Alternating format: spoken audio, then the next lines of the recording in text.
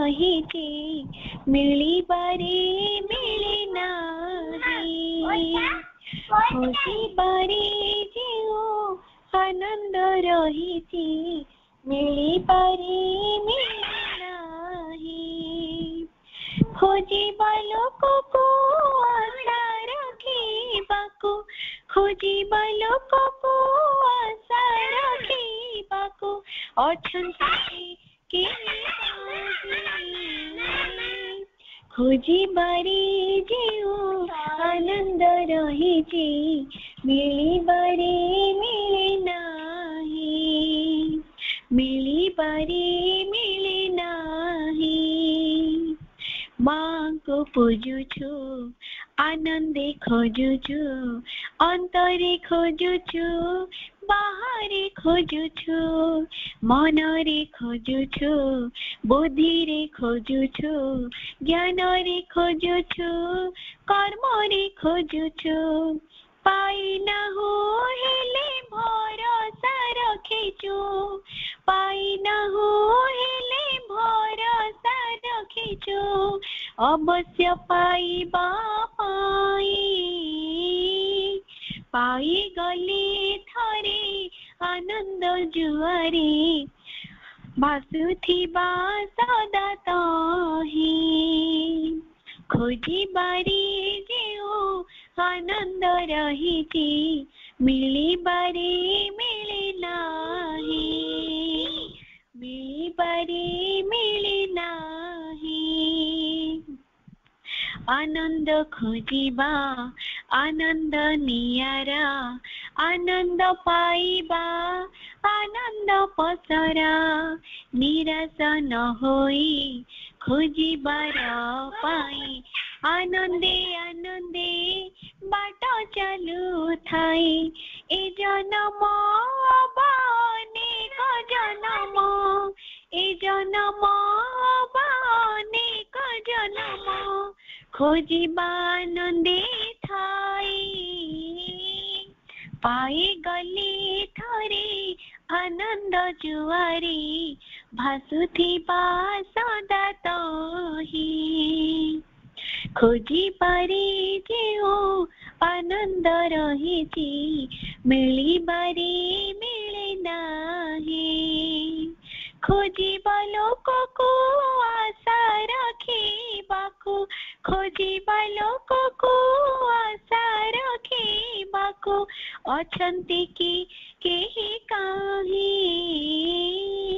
ଖୋଜିବାରେ ଯେଉଁ ଆନନ୍ଦ ରହିଛି ମିଳିବାରେ ମିଳେ ନାହିଁ ମିଳିବାରେ ମିଳେ ନାହିଁ ମିଳିବାରେ ମିଳେ ନାହିଁ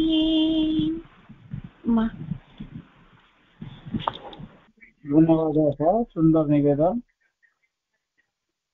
ମାଙ୍କୁ ପ୍ରାର୍ଥନା ପୂର୍ବକ ଏବେ ଗ୍ରନ୍ଥ ପ୍ରବେଶକୁ ଯିବା ଆଜିର ଆଲୋଚନା ଚକ୍ର ସୁନ୍ଦର ବିଷୟଟିଏ ନିକଟରେ ଏପ୍ରିଲ 24 ଯାଇଛି ଯାହାକୁ ଆମେ ବିଜୟ ଦିବସ ରୂପେ ପାଳନ କରୁଛେ କାହିଁକି ବିଜୟ ଦିବସ ହେଇଛି ବିରୋଧୀ ଶକ୍ତି ଉପରେ ମାଙ୍କର ବିଜୟ ହେଇଛି ଭାରତକୁ ନବୀନ ପାଇଁ ଯୋଉ ପ୍ରଚେଷ୍ଟା ଚାଲିଥିଲା ବିରୋଧୀ ଶକ୍ତିଙ୍କର ସେ ସଫଳ ହେଇଛି ତେଣୁ ବିରୋଧୀ ଶକ୍ତି ବିଜୟ ଦିବସ ବୋଲି ପାଳନ କରାଯାଉଛି ମା ଶେଷରେ ପ୍ରଭୁଙ୍କ ପାଖରେ ପହଞ୍ଚିଛନ୍ତି ଏବଂ ଏ ପୃଥିବୀରୁ ଜ୍ଞାନ ଅନ୍ଧକାରକୁ ଦୂର କରିଦେବା ପାଇଁ ପ୍ରଭୁଙ୍କ ସହିତ ମିଳିତ ହୋଇ ସାଧନାରେ ରତ ହେଇଛନ୍ତି ସେଇ ବିଜୟ ଦିବସ ଉପଲକ୍ଷେ ନେଇ ଆଜିର ବିଷୟଟି ବିଜୟର ବାର୍ତ୍ତା ବିଜୟ ଦିବସ ତାକୁ ଆଲୋଚନା କରିବା ପାଇଁ ଆମ ଗହଣରେ ଅଛନ୍ତି ଆମର ପ୍ରିୟ ସୁଭାଷ ଭାଇ ଭୁବନେଶ୍ୱରରୁ ଇଞ୍ଜିନିୟର ସୁଭାଷ ଚନ୍ଦ୍ର କର ଯିଏକି ଆମକୁ ସବୁ ସମୟରେ ପ୍ରେରଣା ଦେଇ ଆସିଛନ୍ତି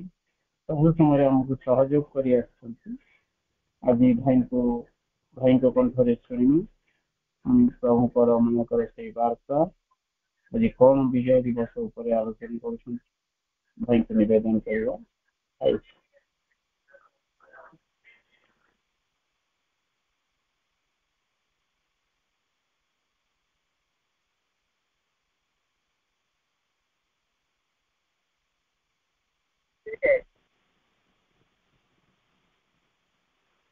आठगड़ पाठचक्र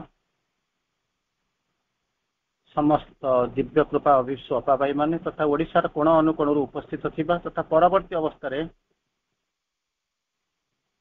या भारतर एवं भारत बाहर देखुवा समस्त दिव्य कृपा अविश्व अपाभाई मान को प्रणाम करुच्ची। आज आलोच्य विषय वस्तु विजयर वार्ता विजय दिवस। विजयर वार्ता विजय दिवस रिसेंटली डिवाइन ग्रेस पाठचक्र 23 तारिख दिन आम आलोचना करते 24 तारिख दिन बरपाली रे प्राय 2 घंटा आम आलोचना करते आपण माने शुणी थे। जेहेतु ये समस्त टॉक यूट्यूब को जाऊँगी तेणु आम कौन शब्द को रिपीट करें अंतत मो कथा मुझे रिपीट करें तेणु अंतत गोटे संपूर्ण भाव में गोटे नुआ जगत भितर को आम आज आलोचना भितर को जीवा। तेणु अंतत प्रथम आरंभ कला बेलू मुझे कहबी अनेक जिनस आपन को हुए तो नुआ लगी पारे तेणु विशेष अन्य मनस्क नही टिके शुणा को अनुरोध। बहु गभीरता भितर को आम प्रवेश कर आलोचना किसी उपलब्धि क्लास अटेंड कर आज आउ गोटे एंगल को जीवा। माँ निजे कहते ये टॉपिक रे दुईटा जिनस अच्छी गोटे हूँ विजयर वार्ता आ गोटे विजय दिवस। एप्रिल 24 को विजय दिवस बोलिक माँ कहते जो स्टेट मेसेज था मुझे कोट करुच्ची माई रिटर्न टू पंडी मु जो पंडिचेरी की जो फेरी was the tangible sign of the sure victory over adverse forces। tangible मान देखा जाऊँगी परिदृश्य मान जो विरोधी शक्ति मान ऊपर ये हूँ सियोर विक्ट्री गोटे निश्चित भाव में विजय। तेणु यही विरोधी शक्ति मान ऊपर निश्चित विजय जो स्थापन होती यही दिवस रे स्पेशली जो एप्रिल 24 रे तेणु ये दिन को विजय दिवस रूपे माँ कहती। तेणु आ भितर को आम दुईटा जिनस देखा जे विजय बोलिक कहले आम कौन बुझुचु। माँ ताको कहउचंती हॉस्टाइल फोर्स उपरे बा एडवर्स फोर्स उपरे विजय। माँ ताको कहिसंती आलोचना रे गोटे जगह लिखिसंती 7-8 थर मो जीवन रे मु एडवर्स फोर्स आक्रमण हुए तो सामना करिछि। से माँ 3-4 एग्जांपल देइचंती डिटेल नुहे 3-4 एग्जांपल देइचंती। ता पूर्व मु जीवा पूर्व गोटे जिनस कहबी जे कहीं ये दिन टाक स्पेशली एप्रिल 24 टाक कहीं कहले अधिकांश समय नवेम्बर 24 को आप विजय दिवस रूपे पालन करती सिद्धि दिवस को तार कॉन्सेप्ट अलग यार कॉन्सेप्ट अलग कहीं माँ एप्रिल 24 टाक कहीं विजय दिवस रूपे कहले आपण आ भितर दुईटा दिन को स्पेशली सेलिब्रेट कर ऑब्जर्व कर गोटे हूँ 29 मार्च फास्ट अराइवल तापर माँ फेरी गले एप्रिल 24 रे आसी पहुंचले से फेरी जावाक एवं वर्णना को माँ चमत्कार भाव में आपण मैंने जब पढ़ी थे भितर को जाइए वर्णना करेंगे कौन हम प्रथम विश्वयुद्ध आरंभ है आपण मैंने जानते प्रथम विश्वयुद्ध 1914-1918 मसीहा आरंभ है से कौन है ना आसुरिक शक्ति गुड़ाक हॉस्टाइल फोर्सेस एडवर्स फोर्स गुड़ाक जहाँ सेमानकर कौन कहते सहारा रे ये विश्वयुद्ध से कौन से बस कांड भिआइले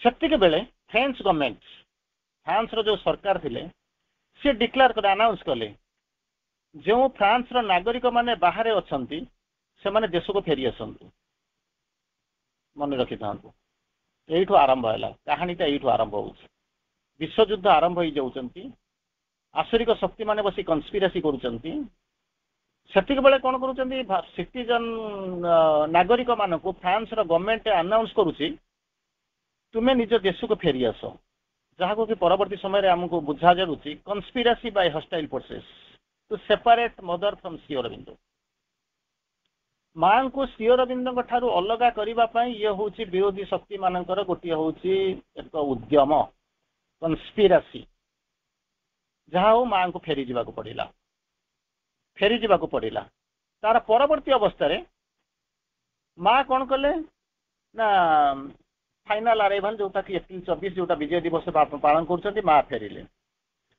से कौन होती जो फेरुंट इन बिटवीन ये जो हस्टाइल फोर्सेस बा एडवर्स फोर्सेस गुड़ाक थे नाना प्रकार विपद सृष्टि कले असुविधा सृष्टि कले माँ सृष्टि कर उद्देश्य कौन ना सी जो सृष्टि करते जे माँ प्रभु ठारू माँ को केमी दूरे देवे पुणी बर्तमान जिनस आरंभ है कौन ना माँ फेरी आसुच्च प्रभु पाखु तेणु जिते प्रकार असुविधा हम जमी कौन प्रकार पहुँची पारे ना रेजिस्टान्स तैयारी कले कन्स्पिरासी हिपोक्रेसी आसिले तैयारी कले प्रतारणा तैयारी कले बाधा देले ये सबू जाक को अतिक्रम कर माँ कौन कले ना पंडिचेरी की फेरी आसिले केबे 24/4/1920 तेणु जेहेतु सबू जाक रेजिस्टान्स को बाधा को विपद को अतिक्रम कर माँ कौन करथिला ना पंडित हस्टाइल फोर्स विजय बाना प्रथित करी हरई पंडिचेरी की फेरी आसिले प्रभु पाखु तेणु यही जो दिवसटा को माँ कहती एटा हूँ कौन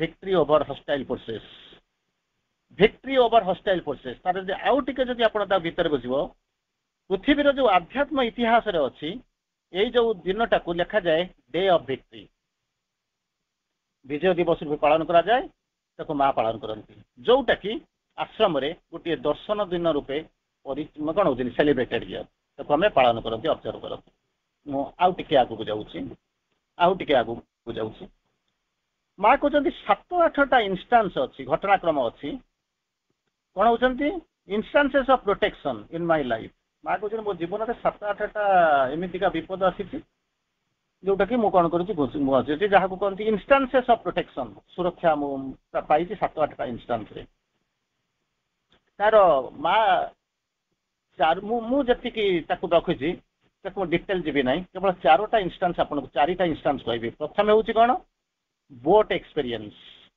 प्रथम कथा कहते बोट एक्सपीरियंस द्वितीय कहते कौन स्किमिटर एक्सपीरियंस स्किमिटर हूँ कौन ना जमी बंका खंडा कर्व्ड ओरिएंटल सोड स्किमिटर एक्सपीरियंस तृतीय होती माँ काली सुरक्षा जिते कौन करूली आई कोलाप्स्ड आफ्टर रनिंग दौड़ दौड़ी के जीवा परे कोलाप्स कर जाऊँगी से माँ मत जो सुरक्षा देते ये हूँ तृतीय इंस्टान्स चतुर्थ हूँ कौन एक्सपीरियंसिंग माय मदर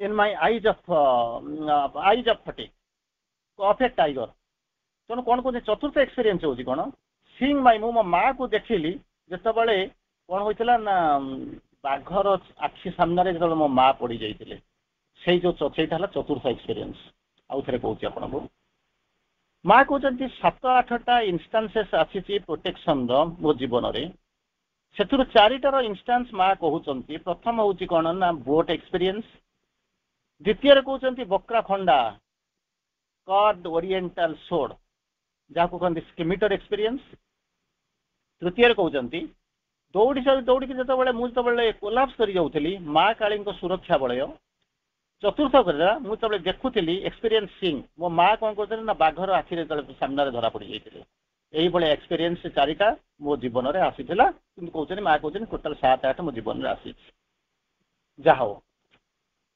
तेणु इनिशियली जब आप कल्पना करेंगे ये हूँ आपंकर मोटामोटी कहानी ये हूँ मोटामोटी अर्थ आम भितर को जा गभीरता भितर को जा किंतु मु आपको कहूँ जो गुड़ाक मुझे अलरेडी आलोचना करी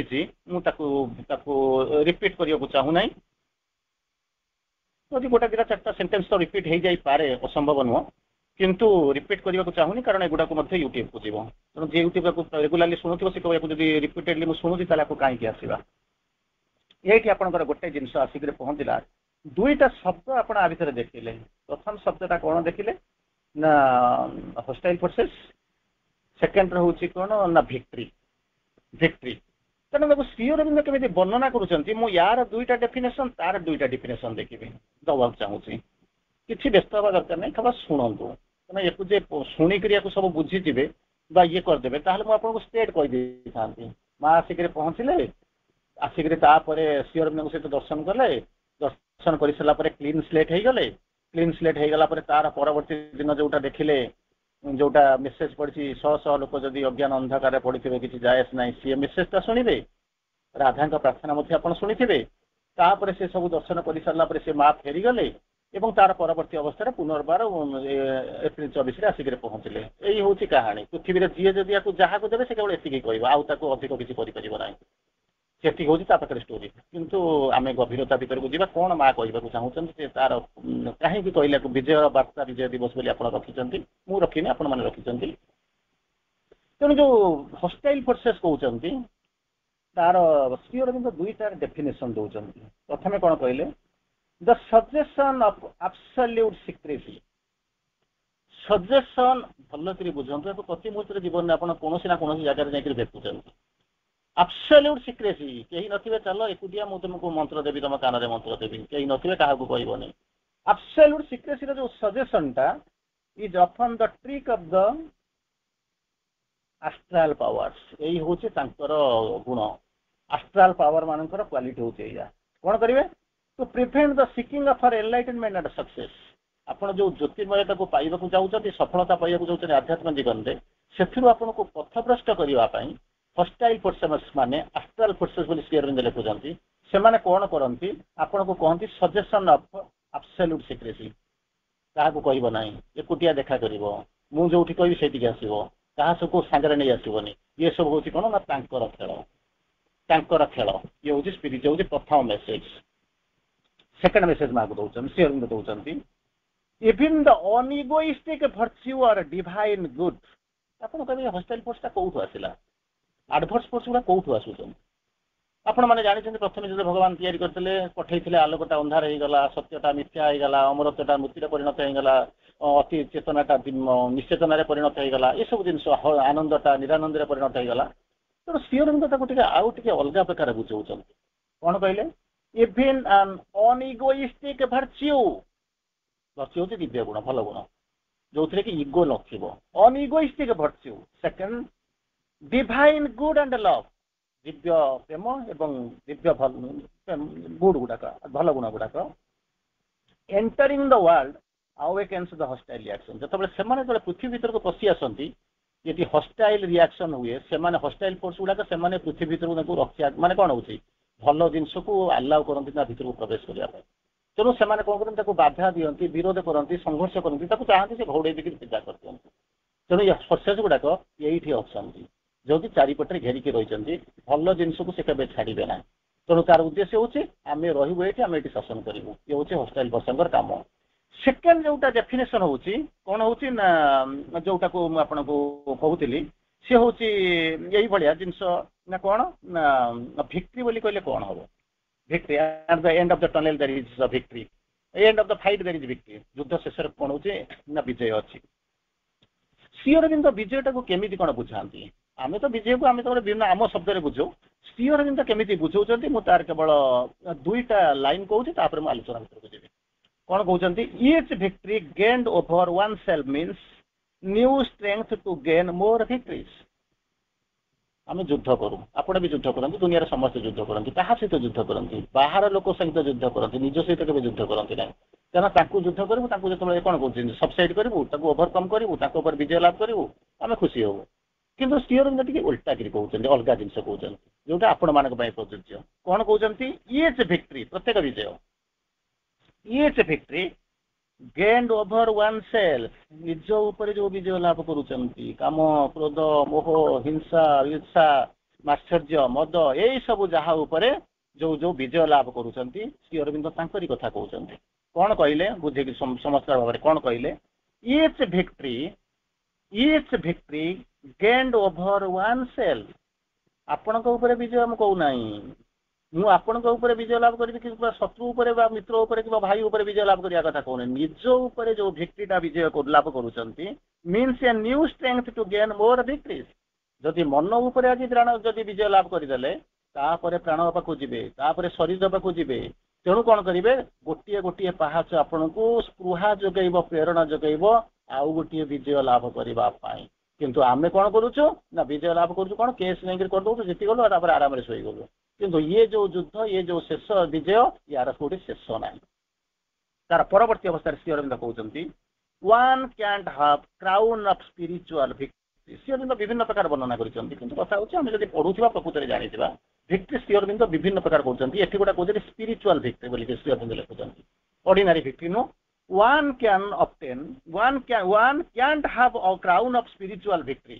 ଆଧ୍ୟାତ୍ମିକ ବିଜୟର ସିଂହାସନ ଆପଣଙ୍କୁ ମିଳିବ ନାହିଁ ୱିଦାଉଟ୍ ଷ୍ଟ୍ରଗଲ। ସଂଘର୍ଷ ନ କରି କେବେ ପାଇନଥିବେ। ଯଦି କେହି ଆପଣଙ୍କୁ କଣ ହେଇଥିବ ଦୟାକରି ଆଣିକି ଦେଇଦେଲା, ତାକୁ ଆପଣ ରକ୍ଷା କରିପାରିବେନି, ସମ୍ଭାଳି ପାରିବେନି କି ତାକୁ ରକ୍ଷା କରିପାରିବେନି। Or reach the heights without ascent and labour.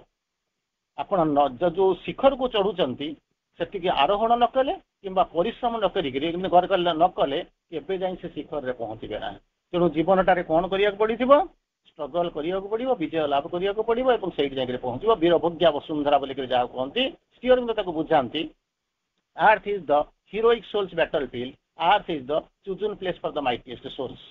ଯାହା ହଉ ଆମେ ବର୍ତ୍ତମାନ ଆଲୋଚନା ଭିତରକୁ ଧୀରେ ଧୀରେ ପ୍ରବେଶ କରିବା। ଅବଶ୍ୟ ଆମେ ଆଲୋଚନା ହିଁ କରୁଛନ୍ତି, ତା ଭିତରକୁ ଆମେ ଧୀରେ ଧୀରେ ପ୍ରବେଶ କରିବା। କଣ ହେଇଛି, କାହିଁକି ମା ଆସୁଛନ୍ତି, ଏଇ ଯୋଉ ଟପିକ ଆପଣ ରଖିଲେ ତା ପଛରେ ସତ୍ୟ ହଉଛି କଣ, କଣ ପାଇଁ କହୁଛନ୍ତି ବିଜୟର ବାର୍ତ୍ତା ବିଜୟ ଦିବସ ବୋଲିକି ଯୋଉ ପାଳନ କରୁଛନ୍ତି, ତା ପଛରେ ସତ୍ୟଟା ହଉଛି କଣ। ଶ୍ରୀ ଅରବିନ୍ଦ ଇଏ କହୁଛନ୍ତି, ମା ଯେମିତି କହୁଛନ୍ତି, ମୁଁ କିଛି ସମୟ ପୂର୍ବରୁ ଆମ ଗ୍ରୁପରେ ଯୋଉମାନେ ଥିଲେ ମୁଁ ସେମାନଙ୍କ ଆଗରେ ଗୋଟେ ଦୁଇଟା ଲାଇନ କହିଥିଲି, ମୁଁ ସେଇଠୁ ଆରମ୍ଭ କରୁଛି, ହେଲ୍ପିଂ ହ୍ୟାଣ୍ଡରୁ ଆରମ୍ଭ କରୁଛି। ହୋପଫୁଲି ପରେ ମୁଁ ବେଶୀ ଇଂରାଜୀ କହିବି ନାହିଁ କିମ୍ବା ସାବିତ୍ରୀକି ଆଜି ଛୁଇଁବି ନାହିଁ। ତେଣୁ କିନ୍ତୁ ଦୁଇଟି ଲାଇନ ମାତ୍ର ଆପଣଙ୍କୁ କୋଟ କରୁଛି, ଆବଶ୍ୟକତା ଅଛି ବୋଲିକି ମୁଁ ଆପଣଙ୍କୁ କୋଟ କରୁଛି। ଶ୍ରୀ ଅରବିନ୍ଦ ଲେଖୁଛନ୍ତି, a conscious doll is pushed a 100 ways। A conscious doll is pushed a 100 ways. It felt the touch, but not the hands that try। ଆପଣ କଣ୍ଢେଇ ଖେଳ ଦେଖିଥିବେ, ମୁଁ ଯେତିକି ଲାଇନ ହଉଛି ବରଂ ଯୋଉ ଦୁଇଟି ଲାଇନ ହଉ ବରଂ ସେ ଦୁଇଟି ଲାଇନ ବୁଝାଉଛି, କାରଣ ଇଏ ମୋ ଜୀବନରେ କୌଣସି ଷ୍ଟୋରି ମୁଁ କେବେ କୌଣସି ଟପିକ ମୁଁ ସାରିପାରିବି ନାହିଁ। ତେଣୁ କାହିଁକି ତରବର ହେଇକି ଗୋଡ଼ ହାତ ଭାଙ୍ଗିବି ନା, ଆପଣଙ୍କୁ କାହିଁକି ଟେନସନ ଦେବି, ବରଂ ଦୁଇଟି ଲାଇନ ହଉ ମୁଁ ତାକୁ ବୁଝେଇକି ଯିବି। ଆପଣ କଣ୍ଢେଇ ଖେଳ ଦେଖିଥିବେ, କଣ୍ଢେଇ ଖେଳରେ ଆପଣ କଣ ଦେଖନ୍ତି, ଗୋଟେ ସୂତା ବନ୍ଧା ହେଇଥିବ, ନଚେତ ଚାବି ଦିଆ ହେଇଥିବ କଣ୍ଢେଇଟା, ତାକୁ ପଛପଟରୁ ରିମୋଟ ନେଇକି ନହେଲେ ହାତ ଟଣାଟଣି କରିକି ସେ ସୂତାକୁ ଟାଣିକି ଆପଣ କଣ୍ଢେଇ ଖେଳ ଦେଖନ୍ତି, ଏମିତି ଦେଖିଥିବେ ନା। ହଁ, ଏଇଟା ମେକାନିକାଲ ପ୍ରକ୍ରିୟା, ଏଥିରେ କିଛି ନୂତନତ୍ୱ ନାହିଁ। ଅନକନସିୟସନେସ ଯେମିତି ଦୈବ ଦୌଡ଼ି ମଣିଷ ଯାଇ ତେଣିକି ଓଟାରେ ତେଣିକି ଯାଇ।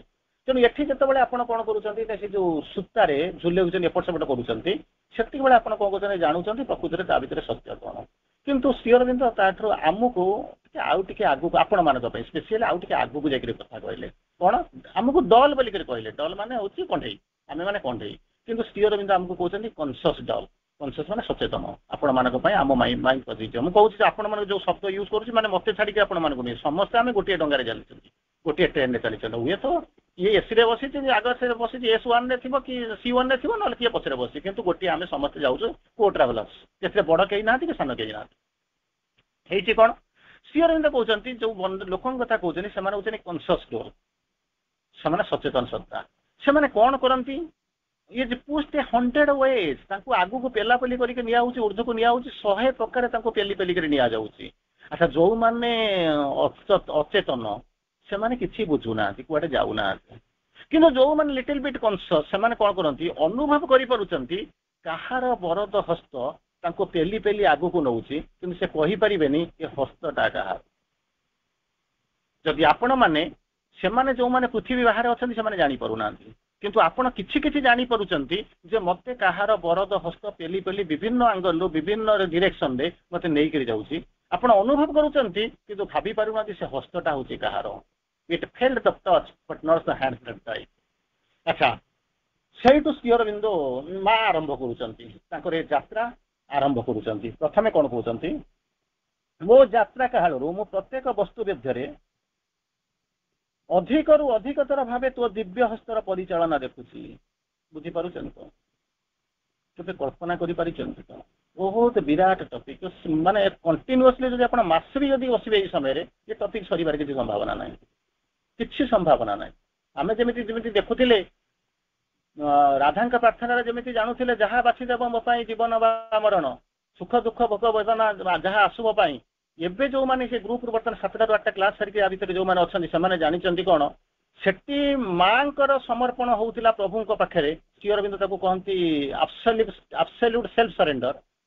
ବର୍ତ୍ତମାନ ଦେଖୁଛନ୍ତି ଯେତେବେଳେ ପୁରୁଷ ପ୍ରକୃତିକୁ ବର୍ଣ୍ଣନା କରୁଛନ୍ତି ଆପଣ କଣ୍ଟିନ୍ୟୁଅସଲି 3 ମାସ ହେଲାଣି ବୋଧେ ସେ କ୍ଲାସରେ ବସୁଛନ୍ତି ସେଥିରେ ଦେଖୁଛନ୍ତି କଣ ନା ପୁରୁଷ କେମିତି ପ୍ରକୃତିଙ୍କ ପାଖରେ ଯେମିତି ନିଜକୁ କଣ କରୁଛନ୍ତି ନିଜକୁ ଦେଇ ଦଉଛନ୍ତି ମାନେ ଭୟଙ୍କର ଭାବରେ ନିଜକୁ ସେ ଦେଇ ଦଉଛନ୍ତି କିଛି ରଖୁନାହାନ୍ତି ଯାହା ସେ ବାଛିଦେବେ ଯେମିତି ତାଙ୍କୁ ଚଳେଇବେ ସବୁ ଯାଙ୍କ ପାଖରେ ନିଜକୁ ବିକ୍ରି କରିଦେଇଛନ୍ତି ପୁରୁଷ ନିଜକୁ ବିକ୍ରି କରିଦେଇଛନ୍ତି ପ୍ରକୃତିଙ୍କର ରିଗାଲ ପାୱାର ପାଖରେ କିଛି ସମୟ ପୂର୍ବରୁ ଅଧଘଣ୍ଟା ପୂର୍ବରୁ ଆପଣମାନେ ଶୁଣିକି ଏ କ୍ଲାସକୁ ଆସିଛନ୍ତି ତେଣୁ ମୁଁ ସିଆଡ଼କୁ ଯାଉନାହିଁ ତେଣୁ ମା କହୁଛନ୍ତି ଯେମିତି ଯୋଉ ବରଦ ହସ୍ତ ପେଲିବା କଥା ମା କହୁଛନ୍ତି ମୁଁ କିଛି କରୁନାହିଁ ପ୍ୟାରିସରୁ ଆସିଲି ପଣ୍ଡିଚେରୀରୁ ପୁଣି ଗଲି ପୁଣି ପଣ୍ଡିଚେରୀ ଫେରିଲି ଏଥିରେ ମୋର କିଛି ନଥିଲା କଣ କହୁଛନ୍ତି ମତେ ଗୋଟିଏ ଦିବ୍ୟ ହସ୍ତ ପରିଚାଳନା କରିବାର ଦେଖୁଛି ସର୍ବତ୍ର ତୋ ଦିବ୍ୟ ବିଧାନ ହିଁ ଅଭିବ୍ୟକ୍ତ ହଉଛି କିଛି କରୁନାହିଁ ଚିନ୍ତା କରି ଦେଖନ୍ତୁ ଏକ ସତ୍ୟ there are two who are one and play in many worlds ଯୋଉ ଦୁଇଟା ରୂପ ଦେଖୁଛ ସେ ବାସ୍ତବରେ ହଉଛନ୍ତି ଏକ ବାସ୍ତବରେ ଏକ ଆଜି ଯେମିତି ଆପଣଙ୍କୁ କିଛି ସମୟ ପୂର୍ବରୁ କହୁଥିଲି କଣ କରୁଥିଲେ ଯୋଉ ଯେମିତି କହୁଛନ୍ତି ପୁରୁଷ ପ୍ରକୃତିଙ୍କ ପଛପଟରେ ଇଏ ଥାଇକିରି କଣ ହଉଛନ୍ତି ରୁଦ୍ରା ଆଉ ଶକ୍ତି ସେ କଣ କରୁଛନ୍ତି ତାଙ୍କ ପଛରେ ଯାଇକି ତାଙ୍କୁ ଆଗକୁ ନଉଛନ୍ତି କୋଉଠି ନା ଇଭଲ୍ୟୁସନରେ ସେ କେମିତି ଆଗକୁ ଯିବେ ହେଲେ ଆଗରେ ଯାଇକି କେମିତି ପ୍ରତିଷ୍ଠିତ ହେବେ ସେ ତାଙ୍କ ପଛପଟେ ଠିଆ ହେଇକି ତାଙ୍କୁ ଆଗକୁ ନେଇ ଯାଉଛନ୍ତି କିଛି ସମୟ ପୂର୍ବରୁ ଅଧଘଣ୍ଟା ପୂର୍ବରୁ ଆପଣମାନେ ଶୁଣିଥିଲେ ତେଣୁ ବର୍ତ୍ତମାନ ମା ସେଇ କଥା କହୁଛନ୍ତି ସର୍ବତ୍ର ମୁଁ ତୋର ବିଧାନ ହିଁ ଅଭିବ୍ୟକ୍ତି ଦେଖୁଛି ଏହିପରି ଘଟିବା ସମ୍ପୂର୍ଣ୍ଣ ସ୍ୱାଭାବିକ ଏକ ଦୃଢ ଅନ୍ତର୍ବିଶ୍ୱାସ ମୋର ହେବା ଆବଶ୍ୟକ ଯଦ୍ୱାରା ମୁଁ ଆଶ୍ଚର୍ଯ୍ୟ ପରେ ଆଶ୍ଚର୍ଯ୍ୟ ଅନୁଭବ ନ କରେ କେମିତି ହଉଛି ଆପଣ ଯେମିତି କହିବେ କିଏ ନେଇକି ଯାଉଛି କୋଉଠି ନେଇକରି ପହଞ୍ଚୁଛି ମା କହୁଛନ୍ତି ସେଇ ଯୋଉ ବାସ୍ତବତାଟା ମୋ ଭିତରେ ଆସୁ ଦୃଢ ଅନ୍ତର୍ବିଶ୍ୱାସ ମୋ ଭିତରେ ହବା ଦରକାର ଯେତେବେଳେ କି ମୋ ଭିତରେ କନଫ୍ୟୁଜନ ନ ଆସିବ ମୁଁ ଆଶ୍ଚର୍ଯ୍ୟ ନ ହେବି ଆଶ୍ଚର୍ଯ୍ୟ ପରେ ଆଶ୍ଚର୍ଯ୍ୟ ଯୋଉ ଅନୁଭବ ଇଏ ଯେମିତି ଆସିବନି କାରଣ ମୁଁ କନଫିଡେଣ୍ଟ ହେଇଯିବି କେବଳ ମତେ ଭଗବାନ ନେଇକରି ଯାଉଛନ୍ତି ମା ନେଇକରି ଯାଉଛନ୍ତି ପ୍ରଭୁ ମତେ ନେଇକରି ଆସୁଛନ୍ତି ତାଙ୍କର ସାମ୍ନାକୁ ତାର ପରବର୍ତ୍ତୀ ଅବସ୍ଥାରେ ପୁନର୍ବାର ମା ଗୋଟେ ପ୍ରେୟାର କରୁଛନ୍ତି ହେ ଦିବ୍ୟ ଗୁରୁ ଏହା ହିଁ କର ପୃଥିବୀ ଉପରେ ଆମ୍ଭମାନଙ୍କର ଜୀବନ ବ୍ରତ କଣ ତାହା ଯେପରି ମୁଁ ଅଧିକରୁ ଅଧିକତର ପୂର୍ଣ୍ଣରୁ ପୂର୍ଣ୍ଣତର ଭାବରେ ଆମେ ଜାଣିପାରୁ reason of our existence reason of our living ଆମେ କାହିଁକି ଅଛୁ ଜୀବନ କଣ ମିଶନ କଣ କାହିଁକି ପଠାଯାଇଛି ଅଧିକରୁ ଅଧିକ ଜାଣିପାରୁ ଏବଂ ସାଧନ କରିପାରୁ ଏହା ହିଁ କର ଆମ୍ଭମାନଙ୍କ ଅନ୍ତରରେ ଯେଉଁ ଶକ୍ତି ରହିଛି ତାହା ଯେପରି ସମ୍ପୂର୍ଣ୍ଣ ଭାବରେ ଉପଯୋଗ କରିପାରୁ ଖାଇଦେଇକି ସେ ଶକ୍ତି ଗୁଡାକୁ ରଖିଦେଇଛୁ ପୁଣି ସରିଗଲା ପରେ ପୁଣି ଆଉ ଟିକେ ଆସିକି ପୁରେଇ ଦେବା ପ୍ରପର ୟୁଟିଲାଇଜେସନ ସବୁ ଶକ୍ତି ଗୁଡାକୁ ଉପଯୋଗ କରିପାରୁ ଏବଂ ଆମ୍ଭମାନଙ୍କର ଆତ୍ମାର ନିରବ ଗଭୀରତାରେ ଆତ୍ମା କଣ ଏପର୍ଯ୍ୟନ୍ତ କୋଉମାନେ ଜାଣିଛନ୍ତି କେବଳ ଆପଣମାନେ କହିବେ ମୁଁ ଆତ୍ମା ଜାଣିଛି ନା କେବଳ ଏଇ ମନ ଭିତରେ ରହିଛି ଆତ୍ମାର ଗଭୀରତା ଭିତରେ ଆତ୍ମାର ନିରବତା ଭିତରେ ଆମ୍ଭମାନଙ୍କର ସକଳ ଚିନ୍ତା ସକଳ ଅନୁଭବ ସକଳ କ୍ରିୟା ମଧ୍ୟରେ ପରିପୂର୍ଣ୍ଣ ଭାବରେ ଯେପରି ତୋର ପରମ ସାନ୍ନିଧ୍ୟକୁ ଆମେ ଉପଲବ୍ଧି କରିପାରୁ କିଛି ସମୟ ପୂର୍ବରୁ ଅଧଘଣ୍ଟା ପୂର୍ବରୁ ଆପଣମାନଙ୍କର ସେ ଯୋଉ ଆଲୋଚନା ହଉଥିଲା ଆପଣମାନେ ନିଶ୍ଚିତ ଭାବରେ ଶୁଣିଥିବେ କଣ ହଉଛନ୍ତି ଯେତେବେଳେ ଆମେ କୌଣସି ଜିନିଷକୁ ଦେଖୁଛନ୍ତି ଶୁଣୁଛନ୍ତି ଅନୁଭବ କରୁଛନ୍ତି ଛୁଉଁଛନ୍ତି ଏଟା ହଉଛି କେମିତି କଣ ନା ଆମ ସେନ୍ସ ଅର୍ଗାନ ଭିତରେ ହଉଛି ଇନ୍ଦ୍ରିୟ ଭାବରେ ହଉଛି ଆଉ ଇନ୍ଦ୍ରିୟର ଶକ୍ତି ହଉଛି ସବୁବେଳେ ସୀମିତ କିନ୍ତୁ ଆମେ ସେଇ ଇନ୍ଦ୍ରିୟରୁ ବାହାରକୁ ଯାଇନୁ ଯେପର୍ଯ୍ୟନ୍ତ ଆମେ ସେହି ଇନ୍ଦ୍ରିୟର ଶକ୍ତି ଦ୍ୱାରା ପରିଚାଳିତ ହେଉଥିବା ତାରି ଦ୍ୱାରା ଆମେ ଆଗକୁ ଦେଖୁଥିବା ସେ ପର୍ଯ୍ୟନ୍ତ ଆମେ ଅଳିକ ସଂକ୍ଷିପ୍ତ ଏବଂ କ୍ଷୁଦ୍ର ହେଇକି ରହିଥିବା ଯେତେବେଳେ ଆମେ ତାକୁ ଅତିକ୍ରମ କରି ଧୀରେ ଧୀରେ କଣ କରିବା ସେନ୍ସର ବାହାରକୁ ଯାଇ ଆତ୍ମା ଆଡକୁ ପରିଚାଳିତ ହେବା ସେତେବେଳେ ମାକୁ ଶ୍ରୀ ଅରବିନ୍ଦ କହୁଛନ୍ତି ସତ୍ୟକୁ ଦେଖିବା ଆରମ୍ଭ କରିବା ତାକୁ ଶ୍ରୀ ଅରବିନ୍ଦ ମା ବହିରେ କହୁଛନ୍ତି ମାଇଣ୍ଡ ଲୁକ୍ସ ଆଟ୍ ଆପିୟରାନ୍ସେସ୍ ଯୋଉଟା ଦେଖାଯାଉଛି କେବଳ ମନ ତାରି ଆଡକୁ ଚାହେଁ କଣ ଆଉ କଣ କରେ soul sees the truth ଆତ୍ମା କେବଳ କଣ କରିବ ନା ସତ୍ୟକୁ ଦେଖିପାରେ ଆଉ ଥରେ ଯଦି ଆପଣ ଆତ୍ମା ଆଡକୁ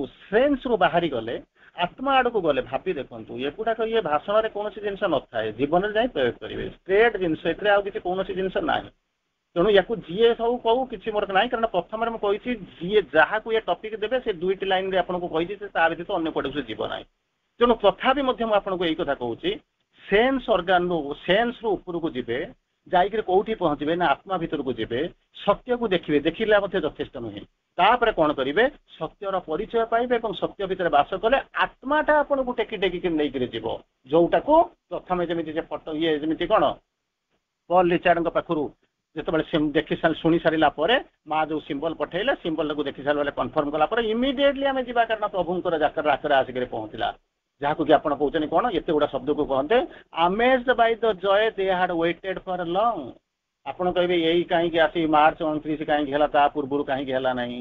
ତା ପଛରେ ଦିବ୍ୟ ବିଧାନ ଥିଲା। କାରଣ ଆହ୍ୱାନ ପାଇ ନଥିଲେ ମାଙ୍କୁ ଡକରା ହେଇନଥିଲା। ପ୍ରଭୁ ଚିନ୍ତା କରନ୍ତୁ, ଆମେ ତ ବୁଲି ପଳେଇ ଯାଉଛୁ। Amazed by the joy they had waited long. ଜଣେ ପଣ୍ଡିଚେରୀରେ ବସିଛି, ଜଣେ ପାରିସରେ ବସିଛି। ଏପର୍ଯ୍ୟନ୍ତ ସିଏ ଜାଣିଛନ୍ତି, ପ୍ରଭୁ ଜାଣିଛନ୍ତି ମା ଆସିକିରି ପହଞ୍ଚିବେ, ଆସୁଛନ୍ତି।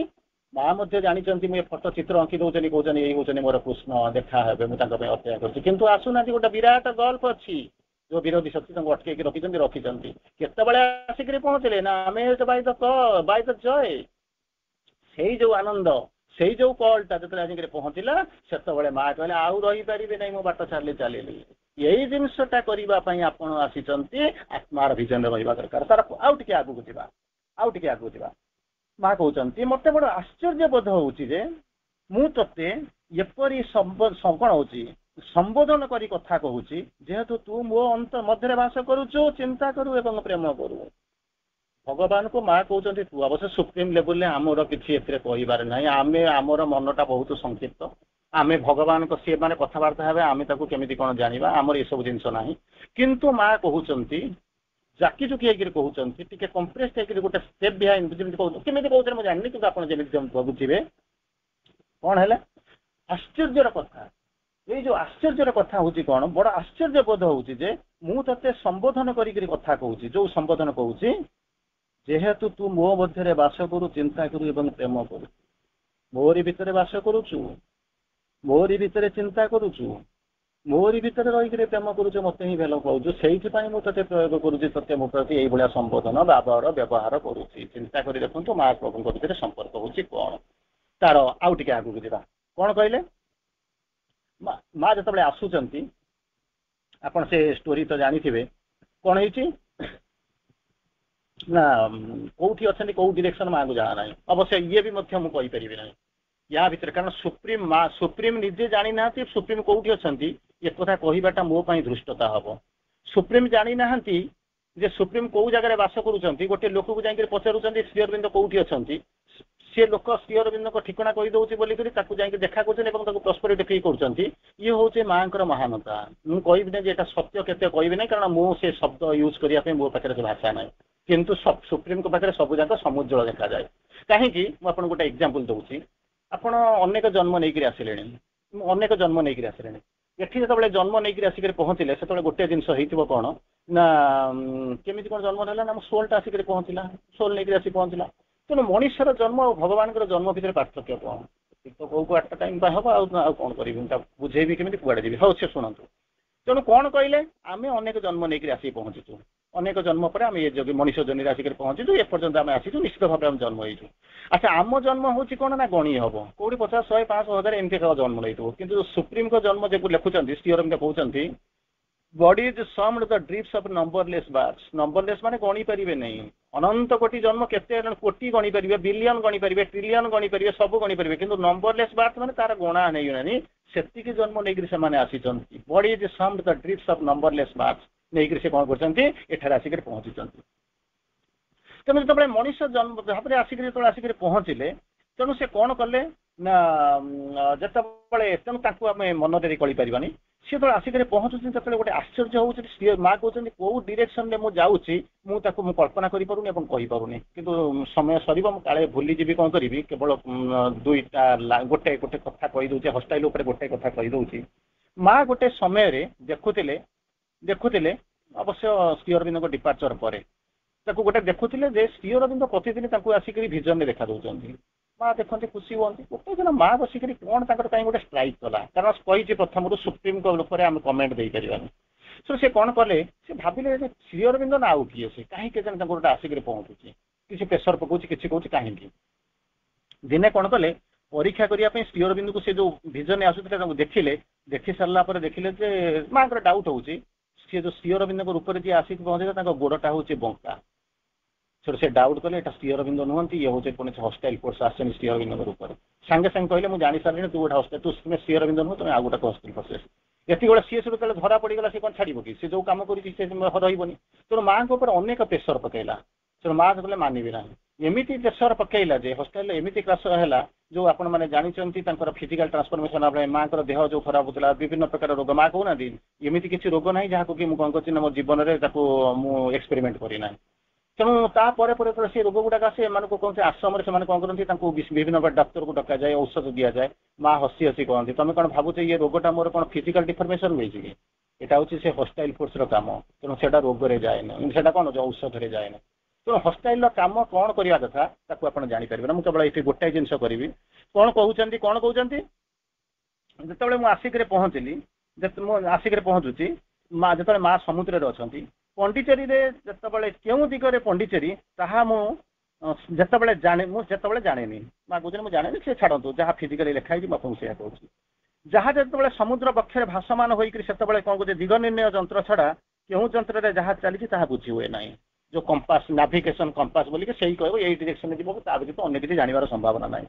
तापर कहते कूल बोली जिते कौन धारणा भी ना कौ कूल पहुँचो केते दिन लगे कौट जाए पहुँचो ये धारणा ना क्या सेतबेलर कहानी सेतबेले कौन होची मोर शरीर गोटे दिगरे चुंबकर आकर्षण भली एक प्रचंड आकर्षण अनुभव करुली प्रथम हाथ आरंभ करते कहते आट्राक्शन टा केमिति ना चुंबकर आकर्षण आगुरी गोटे लाइन आपको कही बारंबार मन थी आपण मैंने शुणी आकर्षयति कृष्ण आराधयति राधा जो राधा प्रार्थना आपण मैंने शुणिले कौन कहले आकर्षयति कृष्ण माँ कहते मुझे जो आसिक पहुँचुची चुंबक व्यतीत किसी ना कौटी कूल मुझे तार किनारा मुझे पाऊनी कि मो देहरे गोटे चुंबकर प्रचंड आकर्षण मुझे अनुभव करुली हठात यह जहाज जो आगे चली थाए आग को बढ़ा लगी थाए से मोर अतीन्द्रिय अनुभव अतीन्द्रिय मेटाफिजिकल एक्सपीरियंस होची कौन शक्तिर इशारे माँ अकल्टिज्म करते जानी मुझे बुझीपारि जे पंडिचेरी ठीक से ही दिगरी ही एवं श्रीअरविंद जोग शक्तिर प्रभाव रे एपर्यंत कौन होती ना विस्मृत होकर रही सबुजाक विस्मृत होकर रही श्रीअरविंद को जोग शक्तिर प्रभाव तेणु ये पर्यंत सबुजाक विस्मृत होकर रही तार परवर्ती अवस्था आपण मैंने जो देखुं प्रथम थर पर मुझे आसिली मो श्रीअरविंदर वातावरण अनुभव कली स्थूल भाव में अनुभव करी 10 नॉटिकल माइल्स गोटे नॉटिकल माइल्स होची जे कि सी डिस्टेंस मापंती नॉटिकल माइल्स होची ऑलमोस्ट 1.8 किलोमीटर तेणु 10 नॉटिकल माइल हेले आपन को कुआ जिबा 18 किलोमीटर प्लस पाखापाखी तेणु अराउंड 18 किलोमीटर 10 नॉटिकल माइल 10 सामुद्रिक माइल बोलिक कहते किलोमीटर नुह ता पूर्व मु आकस्मिक और स्थूल एक वातावरण शुद्ध दीप्त और आलोकर यही आलोक कौन कर वातावरण कौन कर खोजी पाऊली आईटू मुझे जानिली ये हूँ कौन ना यही होती जे मुझे जगह को जाऊँ श्रीअरविंद को भेटिया जाऊँ क्रॉस कर चली जाऊँ जो दिन भेट है a date is fixed in the calendar of the unknown a date is fixed in the calendar of the unknown दिन निर्धारित होकर रही तेणु आप कहींपर ना मार्च 29 कहीं एप्रिल 24 कहीं स्थिर होकर रही माँ वर्णना करुँच 1910 मसीह पॉल रिचार्ड जे थे से श्रीअरविंद साक्षात होता तेणु आम दुई जन कौन करूँ एठाक आसपा खूब उत्सुक हो उठिलु एवं जो देश को मु मोर मातृभूमि बोली भावुली 1914 मसीहा बेलू से देश को मुझे कौन कर आसबार आनंद पाइली जो प्रथम थर पर आसिले पहुँचले 3:30 जो आसिक पहुँचले जो आसिक पहुँचले जो श्रीअरविंद को श्री माँ देखुं अनुभव है जे मुझे जहाँ को कृष्ण बोलिक कहते यही होती श्रीअरविंद आप जानते तार परवर्ती अवस्था कहते ये जो जुगान्तकारी साक्षात हो सारापर जिते माँ कहते मुझे श्रीअरविंद को देखा पत्र मुझे चिन्ह पारि जे सी होती कौन हो फ्रांस अवस्थान काल में मुझे कौन कर सी मोर पथ प्रदर्शक देले डार्क आइड फिलोसफर बोलिक लिखुं गुरु बोलिक कहते डार्क कलर सी मोर जी जो मत पथ प्रदर्शक थे यहाँ को से कौन करते श्रीकृष्ण बोलिक जानी जो साक्षात्कार है एक अपरिमित आध्यात्मिक गुरुत्व कल्पना करें स्पिरिचुअल सिग्निफिकेंस कौन थी मापी पारे ना तेणु मुझे पूर्व को जाऊँ कारण समय तो होगा कौन कह मात्र 2 धाड़ी कौ समय होगा अच्छा हाँ तापर कौन कर जो दुईटा विशाल आत्मार मिलन होती से मिलन को माँ केमिति कौन वर्णना करुँच माँ श्रीअरविंद मध्य देखिले संपूर्ण सर्वसंपूर्ण अवतार माँ देखुंत श्रीअरविंद ऊपर मध्य देखुंत सर्वसंपूर्ण अवतार एवं श्रीअरविंद मध्य देखिले महाशक्ति जहाँ जोगु को पृथ्वी इतिहास रे नूतन अध्याय संगठित प्रारंभ बिंदु हेब से माँ जो कहले ना without him I exist not without me is unmanifest without me is unmanifest बोलिक से जो कहले तेणु गोटे नुआ जुगर आरंभ होता तार परवर्ती अवस्था कहते ଶ୍ରୀ ଅରବିନ୍ଦଙ୍କୁ ଦେଖିବା ପୂର୍ବରୁ ମାଙ୍କର ବହୁ ଅଭିଜ୍ଞତା ଥିଲା, ସିଦ୍ଧି ପ୍ରାପ୍ତ କରିଥିଲେ, କିନ୍ତୁ ତାକୁ କହନ୍ତି ନା ପ୍ରଦୀପ୍ତ ମାନସ ସହକାରେ ଜୀବନ କର୍ମ ପାଇଁ ସେ ଏକ ଛାଞ୍ଚ ରୂପେ ନେଉଥିଲେ। ବିଭିନ୍ନ ପ୍ରକାର ମନ କଥା ଆପଣ ଜାଣିଛନ୍ତି, ବିଭିନ୍ନ ପ୍ରକାର ଶ୍ରୀ ଅରବିନ୍ଦ ସାବିତ୍ରୀ ମହାକାବ୍ୟରେ ଶତାଧିକ ପ୍ରକାର ମନର ବର୍ଣ୍ଣନା କରିଛନ୍ତି, ବିଭିନ୍ନ ଆଙ୍ଗଲରେ ବିଭିନ୍ନ ପ୍ରକାରରେ। ତେଣୁ ଏଠି ଗୋଟେ କହୁଛନ୍ତି ପ୍ରଦୀପ୍ତ ଇଲୁମାଇନ୍ ମାଇଣ୍ଡ, ପ୍ରଦୀପ୍ତ ମାନସ କହୁଛନ୍ତି। ତାକୁ ଟିକେ ଆଗକୁ ଯାଇକରି ଶ୍ରୀ ଅରବିନ୍ଦ ପୁନର୍ବାର ବର୍ଣ୍ଣନା କରୁଛନ୍ତି ପ୍ରଥମ ଦର୍ଶନର ନୀରବତା ଭିତରେ। ସେତେବେଳେ କଣ ହଉଛି, କ୍ଲିନ୍ ସ୍ଲେଟ୍ ହେଇଗଲେ, କ୍ଲିନ୍ ସ୍ଲେଟ୍ ହେଇଗଲେ, କିଛି ନାହିଁ, ସବୁ ଯାକ ଭୁଲିଗଲେ, ମାନେ କୁଆଡେ ଆସିଛନ୍ତି, କାହିଁକି ଆସିଛନ୍ତି, କଣ ପାଇଁ ଆସିଛନ୍ତି, ସବୁ ଯାକ ଭୁଲିଗଲେ। ତେଣୁ କହୁଛନ୍ତି in peace and silence the eternal manifest. Eternal manifest କରନ୍ତି କୋଉଥିରେ ନା ପିସ୍ ଭିତରେ, ସାଇଲେନ୍ସ ଭିତରେ। ଆପଣ ପ୍ରତି ମୁହୂର୍ତ୍ତରେ ଯେ ପିସ୍ ଭିତରେ ରହୁଛନ୍ତି, ସାଇଲେନ୍ସ ଭିତରେ ରହୁଛନ୍ତି। ଯଦି ପିସ୍ ଭିତରେ ରହୁଥିବେ, ସାଇଲେନ୍ସ ଭିତରେ ରହୁଥିବେ, ନିଶ୍ଚିତ ଭାବରେ ଇଟର୍ନାଲ ମାନିଫେଷ୍ଟ କରୁଥିବେ। ଯଦି ଇଟର୍ନାଲ ମାନିଫେଷ୍ଟ କରୁନାହାନ୍ତି, ତାହେଲେ ଜାଣିବେ ଯେ ମୁଁ ପିସ୍ରେ ନାହିଁ କିମ୍ବା ସାଇଲେନ୍ସ ଭିତରେ ନାହିଁ। ଶ୍ରୀ ଅରବିନ୍ଦ ଆଉ ଗୋଟେ କ୍ଲୁ ଦଉଛନ୍ତି, in silence seek the gods meaning in the text. ଗଭୀରତା ଭିତରକୁ ଯାଅ, ନୀରବ ହେଇଯାଅ, ଗଭୀରତାକୁ ଯାଅ। ତାରି ଭିତରେ ଯାଇକି ସେଇ ଗଭୀରତା ଘଞ୍ଚ କର, ଗଭୀରତା ଭିତରେ ଗୋଟିଏ ଜିନିଷ ଚିନ୍ତା କର, କଣ କରିବ ନା seek the meaning of thy death, meaning in thy death. କଣ ପାଇଁ ମୁଁ ଆସିଛି, କଣ ପାଇଁ ମୋତେ ଜନ୍ମ ଦିଆଯାଇଛି, ମୋ ଜୀବନର ଲକ୍ଷ୍ୟ କଣ, ଉଦ୍ଦେଶ୍ୟ କଣ, କୋଉ ଜୀବନର ପରିପୂର୍ତ୍ତି ପାଇଁ ମୋତେ ଏଠିକି ଅଣାଯାଇଛି, ମୁଁ କାହିଁକି ଆସିଛି, ସବୁ ଜିନିଷ ଚିନ୍ତା କରିବେ କୋଉଠି ନା in silence seek the gods meaning in thy death. ନୀରବତା ଭିତରେ ଦେଖିବେ। ତାପରେ ଯେତେବେଳେ କହୁଛନ୍ତି, ମା କହୁଛନ୍ତି ସମଗ୍ର ଅନ୍ତର ପାଲଟି ଯାଇଛି ଖଣ୍ଡିଏ ଅଲେଖା ଧଳା କାଗଜ। ସବୁ ଯାକ ଭୁଲିଗଲେ, ଥରଟାଇ ଦେଖିଦେଇ ସରିଲା ପରେ ସବୁ ଯାକ ଭୁଲିଗଲେ, ସବୁ ଯାକ ଭୁଲିଗଲେ। ତାକୁ ବଡ ଚମତ୍କାର ଜିନିଷ। ଯେତେବେଳେ ମାଙ୍କୁ, ଇଏ ତ ହେଲେ ମା ଦେଖିକିରି ଶ୍ରୀ ଅରବିନ୍ଦକୁ ଦେଖି ଭୁଲିଗଲେ, ପ୍ରଭୁ ଯେତେବେଳେ ମାଙ୍କୁ ଦେଖିଲେ ତାଙ୍କର କଣ ଅବସ୍ଥା ହେଇଥିଲା। Once seen his heart acknowledged only her. ଥରେ ଦେଖିଦେଲେ କହିଲେ ଏଇ ହେଉଛନ୍ତି ସେଇ ମା, ଦ୍ୱିତୀୟ ଲୋକ କେହି ନାହାନ୍ତି। ଆମେ ପ୍ରତି ମୁହୂର୍ତ୍ତରେ ମାଙ୍କୁ ଯାଇକି ଦେଖୁଛୁ, କିନ୍ତୁ ଆମର ଏପର୍ଯ୍ୟନ୍ତ ଚେତନାର ପରିବର୍ତ୍ତନ କେତେ ହେଇଛି କେବଳ ଆପଣ ମାନେ ଜାଣିଥିବେ, କାରଣ ମୁଁ କହିପାରିବି ନା, ଆମେ ମାପି ପାରିବୁ ନା, ମୁଁ ନିଜର ମାପି ପାରୁନି, ଆପଣଙ୍କର କଣ ମାପିବେ ନା। ଥର୍ମୋମିଟର ତ କହିଛି, କେବଳ ଚେତନାର ବିସ୍ତୃତିରେ କେତେ ବାଟ ଯାଇଛନ୍ତି ସେଇଠୁ କଥା ଜାଣିବେ। ତାର ପରବର୍ତ୍ତୀ ଅବସ୍ଥାରେ ସମୟ ଅଲମୋଷ୍ଟ ହେଇଗଲାଣି, ଆଉ 2-3 ମିନିଟ୍ ଆପଣଙ୍କର ନେଉଛି। ତ ତାର ପରବର୍ତ୍ତୀ ଅବସ୍ଥାରେ ଯେତେବେଳେ ରାଧାଙ୍କ ପ୍ରାର୍ଥନା ଆପଣ ପଢିଥିଲେ, ଶହ ଶହ ଲୋକ ଅଜ୍ଞାନ ଅନ୍ଧକାରରେ ପଢିଥାନ୍ତୁ, କିଛି ଅଧିକାର କିଛି ଯାଏ ଆସ ନାହିଁ, ଏକୁ ସବୁ ଆପଣ ଶୁଣିଛନ୍ତି। କିନ୍ତୁ ଯେତେବେଳେ ଦର୍ଶନ ସରିଗଲା, ବାରିନ୍ଦା କଣ କରୁଛନ୍ତି, ମାଙ୍କୁ ପ୍ରଥମ ସାକ୍ଷାତରେ ପ୍ରଶ୍ନ ପଚାରୁଛନ୍ତି। ତୁମେ ଯେତେବେଳେ ପ୍ରଭୁଙ୍କୁ ପଚାରୁଛନ୍ତି, ତୁମେ ଯେତେବେଳେ ମାଙ୍କୁ ଦେଖିଲ, ତମ ଭିତରେ କି ଭାବ ସୃଷ୍ଟି ହେଇଥିଲା ଭାବନ୍ତୁ। ସେଇଥିପାଇଁ ମୁଁ ଆପଣଙ୍କୁ ବାରମ୍ବାର କହେ, ଆପଣଙ୍କୁ ଯେ ନୁହେଁ ଲୁଚେଇକି ନୁହେଁ, ସବୁ ତ ୟୁଟ୍ୟୁବ ଯାଉଛି, ଆପଣ ମାନେ ଶୁଣୁଛନ୍ତି। ଶ୍ରୀ ଅରବିନ୍ଦ କହିଗଲେ ମୁଁ 10% ଲେଖିଛି, 90% ଛାଡି ଦେଇଯାଇଛି। ଆପଣ ସେଠୁ କଣ କରନ୍ତି, ତାକୁ କହନ୍ତି ସେ 90%ଟା କଣ। ତେଣୁ ଆଗେ 10%ଟା ପଢି ସାର, 10%ଟା ପଢି ସାରିଲା ପରେ ତ 90% କୁ ଯିବେ। ସେତିକି ବେଳେ ଭାବିବେ ଯେ ଶ୍ରୀ ଅରବିନ୍ଦ 90% ଯୋଉ ଛାଡିଛନ୍ତି, ହୋମୱାର୍କ ଆମକୁ ଦେଇକି ଯାଇଛନ୍ତି, ଏ ଜନ୍ମ ହଉ ବା ଜନ୍ମ ଜନ୍ମାନ୍ତରେ, ସେଇଟାକୁ ଖୋଜିବାକୁ ଚେଷ୍ଟା କରିବା। ଆମେ ତ ଏ ପର୍ଯ୍ୟନ୍ତ ଜୀବନରେ ଅ ଆ ଖୋଜିକରି ପାଇପାରୁନୁ, ଅ ଆ ପଢିବାକୁ ସାମର୍ଥ୍ୟ ହଉନି। ତେଣୁ ଶ୍ରୀ ଅରବିନ୍ଦଙ୍କ ସେଇ ଜିନିଷ ପଢିବାକୁ ଚାହିଁବେ। କଣ କହୁଛନ୍ତି, ବାରିନ୍ଦା ପଚାରୁଛନ୍ତି ମାଙ୍କୁ ଯେତେବେଳେ ଦେଖିଲ ତୁମର କଣ ଭାବ ହେଲା। ଶ୍ରୀ ଅରବିନ୍ଦ ତାକୁ ବୁଝାଉଛନ୍ତି, ସେଇ ପ୍ରଥମ ଥର ଯାଇ ମୁଁ ଜାଣିଲି ଯେ ପୂର୍ଣ୍ଣାଙ୍ଗ ସମର୍ପଣ। ପ୍ରଥମରୁ ଆପଣ କହୁଥିଲି, କଣ କହୁଛନ୍ତି, ଆବସଲ୍ୟୁଟ ସେଲ୍ଫ ସରେଣ୍ଡର ବୋଲିକରି କହୁଥିଲେ। କଣ କହୁଥିଲେ, ପୂର୍ଣ୍ଣାଙ୍ଗ ସମର୍ପଣ। କଣ କହୁଛନ୍ତି, ଶେଷତମ ଭୌତିକ ମାନେ କୋଷ ପର୍ଯ୍ୟନ୍ତ ବି ମାନୁଷୀ ଭାବରେ ସମ୍ଭବ।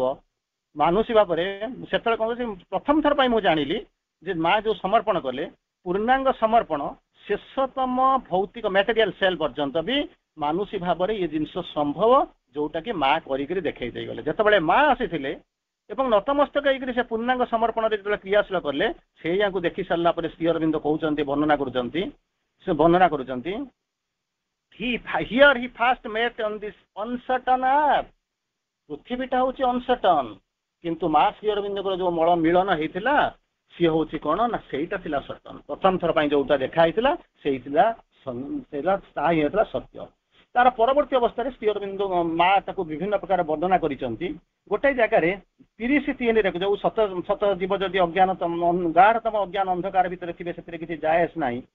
ଆମେ ଯାହାକୁ କାଲି ଦେଖିଲୁ ତାଙ୍କର ଶ୍ରୀ ଅରବିନ୍ଦଙ୍କୁ, ତାଙ୍କର କହୁଛନ୍ତି ପୃଥିବୀ ଉପରେ ବିଦ୍ୟମାନ, ତାଙ୍କର ଉପସ୍ଥିତି ଯଥେଷ୍ଟ ପ୍ରମାଣ କରୁଛି ଯେ ଏପରି ଏକ ଦିନ ଆସିବ ଯେତେବେଳେ କଣ କହୁଛନ୍ତି ନା, ଅନ୍ଧକାର ଆଲୋକରେ ରୂପାନ୍ତରିତ হবে ଏବଂ ପୃଥିବୀ ଉପରେ ତାଙ୍କର ରାଜ୍ୟ କଣ ହବ ନା ପ୍ରତିଷ୍ଠିତ ହବ। ଇଏ ତାକୁ 30 ତାରିଖରେ ଲେଖିଥିଲେ। ତାର ପରବର୍ତ୍ତୀ ଅବସ୍ଥାରେ 1ରେ ଯେତେବେଳେ ଲେଖିଲେ, ମନେ ହୁଏ ଯେପରି ତୋର ମନ୍ଦିରର ନିଭୃତରେ ମୁଁ ପ୍ରବେଶ କରିଛି। କେବେ ଭାବୁଛନ୍ତି ପ୍ରତି ମୁହୂର୍ତ୍ତରେ ଆମେ ରିଲିକ୍ସ ଯାଉଛୁ, ସ୍କୁଲ ଯାଉଛୁ, ରିଲିକ୍ସ କରୁଛୁ, ପାଠପଢ଼ା କରୁଛୁ, ଅନଲାଇନରେ ବସୁଛୁ, ମାଙ୍କ ମନ୍ଦିରକୁ ଯାଉଛୁ, ପଣ୍ଡିଚେରୀକି ଯାଉଛୁ, କିନ୍ତୁ ମା କହୁଛନ୍ତି ମନେ ହୁଏ ଯେପରି ତୋର ମନ୍ଦିରର ନିଭୃତରେ ମୁଁ ପ୍ରବେଶ କରିଛି, ମୋର ଇଚ୍ଛା ସହିତ ପରିଚିତ ହୋଇଯାଇଛି, ତୋର ଇଚ୍ଛା ସହିତ ମୁଁ ପରିଚିତ ହେଇଛି। ଏକ ମହାନ ଆନନ୍ଦ ଗଭୀର ଶାନ୍ତି ମୋ ଭିତରେ ବିଦ୍ୟମାନ। ଏବେ ବି ମୋ ଗଭୀରର ମନଗଢ଼ା ରୂପ ସକଳ ଅଳିକ ସ୍ୱପ୍ନ ପରି କଣ ହେଇଛି, ଅନ୍ତର୍ହିତ ହେଇଯାଇଛି। ମୁଁ ତୋର ବିଶାଳତାର ସମ୍ମୁଖରେ ଦଣ୍ଡାୟମାନ ହୋଇଛି। ମୋର ଗଠନ ବି ଏକ ସୀମାବନ୍ଧନ ହରାଇଛି। ସତ୍ୟ କି ଯେପରି କଣ ହଉଛି ବ୍ୟଷ୍ଟି ସତ୍ତା ଏପର୍ଯ୍ୟନ୍ତ ବି କଣ ହଉଛି ଗଢି ହୋଇ ନାହିଁ। ସମଗ୍ର ଅତୀତ ବାହାର କଣ ହଉଛି ସମସ୍ତ ଅତୀତ ବା ତାହାର ବାହ୍ୟ ରୂପରେ ମନେ ହୁଏ ଯେମିତି ଗୋଟାଏ ଗୋଟାଏ ଅସଙ୍ଗତ ହାସ୍ୟକାର ଆରୋପ ମାତ୍ର। ତଥାପି ମୁଁ ଜାଣେ ସେହି ସମୟ ସକାଶେ ତାର ଗୋଟିଏ ପ୍ରୟୋଜନ ଥିଲା, ତେଣୁ ତାର ଆବଶ୍ୟକତା ଥିଲା। ତାପରେ ଗୋଟେ କ୍ୱେଶ୍ଚିନ୍ ପଚରା ହଉଛି, ଯୋଉ ପଚରା ହଉଛି ସ୍ୱପ୍ନ ପରି ମନେ ହଉଛି, ୟାର ଅର୍ଥ କଣ? ତାକୁ ମା ବୁଝଉଛନ୍ତି ଶ୍ରୀ ଅରବିନ୍ଦକୁ ମୁଁ ସ୍ୱଚକ୍ଷୁରେ ଯେତେବେଳେ ଦର୍ଶନ କରିବାର ଯୋଉ ମୁହୂର୍ତ୍ତ ପରମୁହୂର୍ତ୍ତ ପର୍ଯ୍ୟନ୍ତ ଏତେ ଦିନ ଧରି ଯେତେ ସବୁ ମୁଁ କଠୋର ସାଧନା କରି ଆସୁଥିଲି, ଯେଉଁ ସବୁ ଉପଲବ୍ଧି ଥିଲା, ବିଶେଷ କରି ଯେଉଁ ସମୟରେ ମୋର ଦୃଢ ବିଶ୍ୱାସ ଆସିଥିଲା, ଇଏ କଥାଟାକୁ ଅହଙ୍କାର କରାଯାଇ ମା କହୁଛନ୍ତି ଏଇଟା ଅହଙ୍କାର କରିପାରିବନି, ଯୋଉଟାକି ଆମେ କହୁଛୁ ଆମର ଏଟା ଅହଙ୍କାର, ସେଟା ମା କହୁଛନ୍ତି ଏଟା ଅହଙ୍କାର କୁହାଯାଇ ନପାରେ। ଏହା ଥିଲା ଏକ ସାଧନାର ଉଚ୍ଚ ଅବସ୍ଥା, ତା ସମ୍ବନ୍ଧରେ ଏକ ଦୃଢ ପ୍ରତ୍ୟୟ। ସେ ସବୁ ଶୂନ୍ୟରେ ମିଳେଇଗଲା। ମୁଁ ଯାହା ପଢିଥିଲି କ୍ଲିନ୍ ସ୍ଲେଟ୍ ହେଇଗଲି, ଧଳା କାଗଜ ହେଇଗଲି, ପୁରା କାଗଜ ହେଇଗଲି, ମୋର ସବୁ କଣ କରା ନା ମିଳେଇ ହେଇଗଲା। ତାରେ 3:4 ମା ପୁନର୍ବାର କହୁଛନ୍ତି ମାଙ୍କର ହୋଇଛି ଏକ ନବଜନ୍ମ। ସେ କାହାଣୀଟା ବର୍ଣ୍ଣନା ହେଇଛି, ଚମତ୍କାର ବର୍ଣ୍ଣନା ହଉଛି। ମୁଁ ତାର ଯେମିତି ମା ନିଜେ କହୁଛନ୍ତି ମନେ ହେଉଛି ଯେପରି ମୁଁ ଗୋଟେ ନବଜନ୍ମ ଲାଭ କରିଛି। ଅତୀତର ସମସ୍ତ ପନ୍ଥା ନିୟମ ଅଭ୍ୟାସ ଆଉ ମୋର କୌଣସି କାର୍ଯ୍ୟରେ ଲାଗିବ ନାହିଁ। ଏକ ସମୟରେ ତାର ପରିଣାମ ବୋଲିକିରି ଯାହା ବୋଧ ହଉଥିଲା ତାହା ଆଜି ହଉଛି କଣ ନା ଏକ ପ୍ରସ୍ତୁତି ବୋଲିକିରି ମନେ ହଉଛି। ଛାଡନ୍ତୁ 10:4 ମା କହୁଛନ୍ତି, ପୁଣି ମାଙ୍କର ଏକ ନୂତନ ଉପଲବ୍ଧି କଥା ସେ କହୁଛନ୍ତି। ସହସା ଆବରଣ ଛିନ୍ନ ହୋଇଗଲା, ଦିଗ୍ବଳୟ ଉଦ୍ଭାସିତ ହୋଇ ଉଠିଲା। ଏକ ନିର୍ମଳ ଦର୍ଶନ ଲାଭ କରି ମୋର ସମଗ୍ର ସତ୍ତା କୃତଜ୍ଞତାରେ କଣ ହଉଛନ୍ତି ପରିପ୍ଲୁତ ହୋଇଗଲା। ନିଜକୁ ମୁଁ ତୋ ଚରଣରେ ଅର୍ପଣ କଲି। ତଥାପି ସେଇ ଗଭୀର ଏକ ଅଖଣ୍ଡ ଆନନ୍ଦ ସତ୍ତ୍ୱେ ଈଶ୍ୱରଙ୍କ ଶାନ୍ତିର କଣ ହଉଛନ୍ତି ସବୁକିଛି ଅକିଞ୍ଚନ, ସବୁକିଛି ଶକ୍ତିମୟ। ମୁଁ ଚାଲି ଯାଉଛି, ସମୟ ଆସିକି ହେଇଗଲାଣି, ତେଣୁ ଅନ୍ତତଃ କହୁଛନ୍ତି ଶେଷ ଲାଇନଟି ଆପଣଙ୍କ ଆଗରେ କହୁଛି। ମାଙ୍କର ଗୋଟେ ପ୍ରାର୍ଥନା ତାକୁ କହୁଛନ୍ତି, କଣ କହୁଛନ୍ତି? ହେ ଭଗବାନ, ତୁ ମୋର ପ୍ରାର୍ଥନା ଶୁଣୁଛୁ। ଆପଣମାନଙ୍କୁ ଗୋଟେ ଲାଇନ ଆପଣଙ୍କୁ କହିଥିଲି, what is the difference between prayer and meditation. ସେଥିରେ ମୁଁ ଅବଶ୍ୟ ହସି ହସିକିରି ତାକୁ କହିଥିଲି, ପ୍ରାର୍ଥନାରେ କଣ ହୁଏ ନା ଆମ କଥା ଭଗବାନ ଶୁଣନ୍ତି, ଧ୍ୟାନରେ ଭଗବାନଙ୍କ କଥା ଆମେ ଶୁଣୁ। ଏଥିରେ ମା ଦେଖନ୍ତୁ ଯୋଉ ପ୍ରେୟାର ମେଡିଟେସନରେ କହୁଛନ୍ତି ତୁ ମୋର ପ୍ରାର୍ଥନା ଶୁଣୁଛୁ, ମୋ ପାଖରେ ଯାହା ତୋ ପାଖରେ ଯାହା ଚାହିଁଥିଲି ତାହା ତୁ ପ୍ରଦାନ କରୁଛୁ।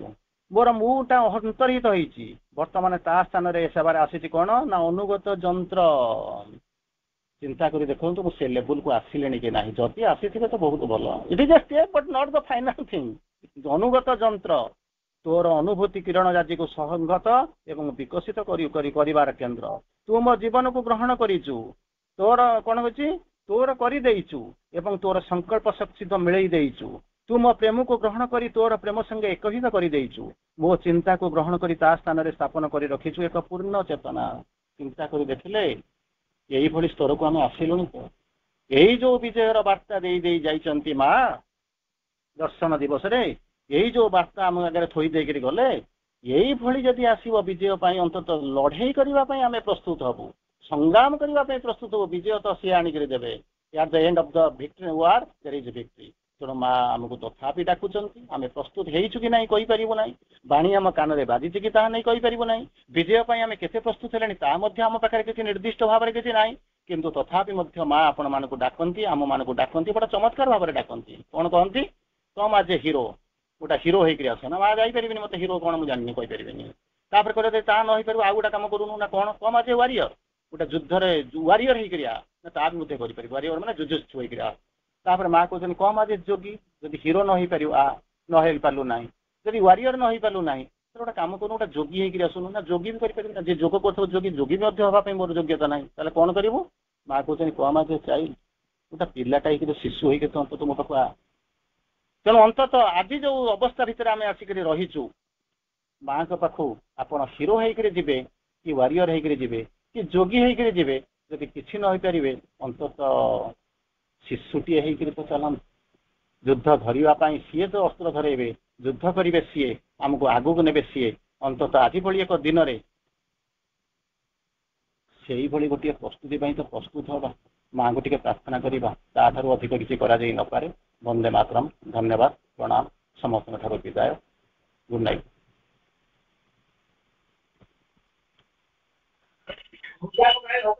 धन्यवाद भाई। एत समय जाए हम सब शुणुले विजय दिवस वार्ता को लेकिन भाई जो उपस्थापन कले विभिन्न दृष्टिकोण हम तक शुणुलु भरसर सहित जीवन में शेष जो अपील कले जीवन में कार्य लगे योद्धा टे हुए शेष